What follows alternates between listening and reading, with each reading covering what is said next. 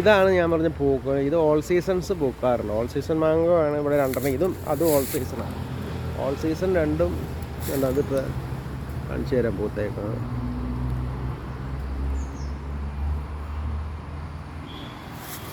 ഇത് പൂത്തതാണ്, ഉണ്ടില്ല, പൂത്ത് കിടക്കണുണ്ടോ?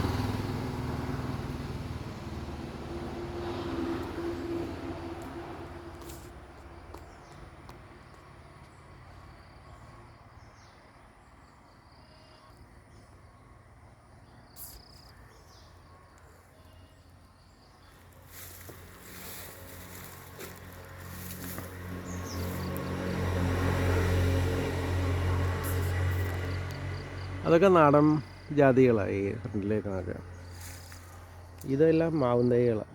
എല്ലാം ടോപ്പ് ക്വാളിറ്റി മാവും തൈകളാണ്.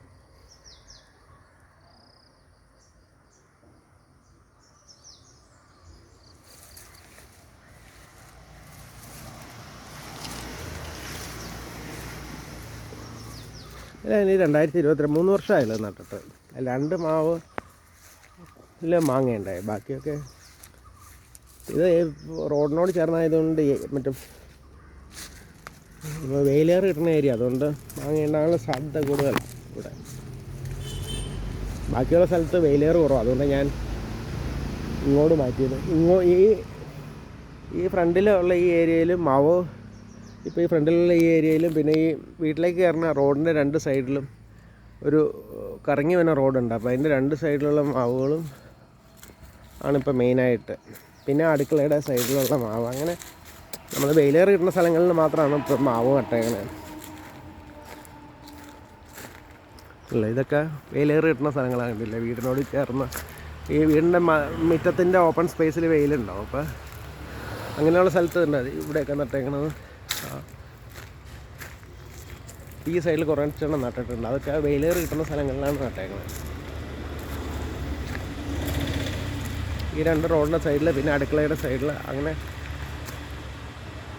ഉള്ളിലേക്ക് ആ ജാതിത്തോട്ടത്തിന് അങ്ങോട്ടൊന്നും മാവ് നട്ടിട്ട് കാര്യമില്ല. ഞാൻ അവിടെ നിന്ന് 6 പണ്ട് നട്ടതിൽ 3 പറിച്ചു മാറ്റി നട്ടെങ്കിൽ അത് രക്ഷപ്പെട്ടില്ല.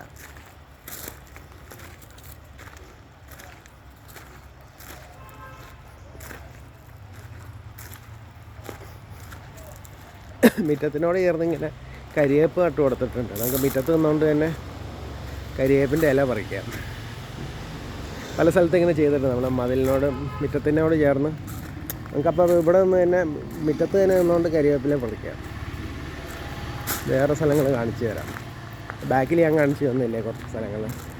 പിന്നെ ആ സ്റ്റോറിൻ്റെ സൈഡിൽ നട്ടിട്ടുണ്ട്.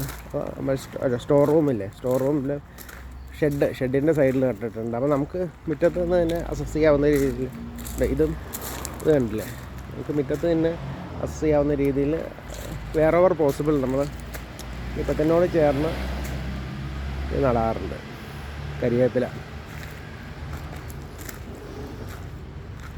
ഇതൊരു ഇതാണ്. ഇതും മലേഷ്യൻ ഡാർപ്പ തെങ്ങ്. അത് എനിക്ക് 2000 ഇവിടെ തണൽ കൂടുതലായതുകൊണ്ട് അത് പൊങ്ങി ഇത്ര ആയിട്ടുള്ളത്. എത്ര കാലം അപ്പുറത്ത് കേട്ട തെങ്ങിനേക്കാളും മുമ്പ് കേട്ടാന്ന് തോന്നുന്നു. ഒരു കൊല്ലം മുമ്പ് കേട്ടാ ഇത്. പക്ഷേ അത് ഇപ്പോഴും ഇത്രേ ആയിട്ടുള്ളൂ. അപ്പുറത്ത് ഇങ്ങനെ ഇതും വലുതായി. കാരണം എനിക്ക് തോന്നുന്നു അവിടെ വെയിലേറ് കൂടുതലുണ്ട്.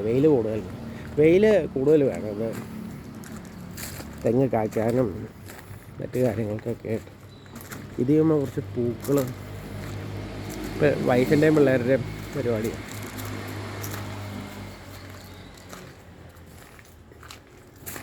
ഇത് പണ്ടത്തെ കാപ്പിയാണ്. ഇത് പണ്ട് ഞാൻ ഗ്രാൻഡ് മദർ ഈ പറമ്പിൽ പല സ്ഥലത്തും മതിലിനോട് ചേർന്ന് എവിടെയൊക്കെ ഇതുപോലെ കാപ്പികളുണ്ട്. ഗ്രാൻഡ് മദർ പറഞ്ഞു കാപ്പി തറവാട്ടിൽ, പണ്ടേ തറവാട്ടിൽ 30-35 ഫാദർ മരിച്ച സമയത്ത് 2-3-4 കൊല്ലം കഴിഞ്ഞപ്പോൾ, 1-2 കൊല്ലം കഴിഞ്ഞപ്പോൾ ഗ്രാൻഡ് മദർ അവിടെയുള്ള കാലത്ത് അവർ ഇത് കൊണ്ടുവന്ന് നട്ടോ, എവിടെയെങ്കിലും നട്ടോ, വീട്ടിൽ കാപ്പി മേടിക്കേണ്ട വരില്ല, അതിന് പൊടി കിട്ടും. പക്ഷേ ഇതേവരെ നമ്മൾ ഇതിൽ നിന്ന് കൊണ്ടുപോയി പൊടിച്ചുണ്ടാക്കാനൊന്നും നോക്കിയിട്ടില്ല.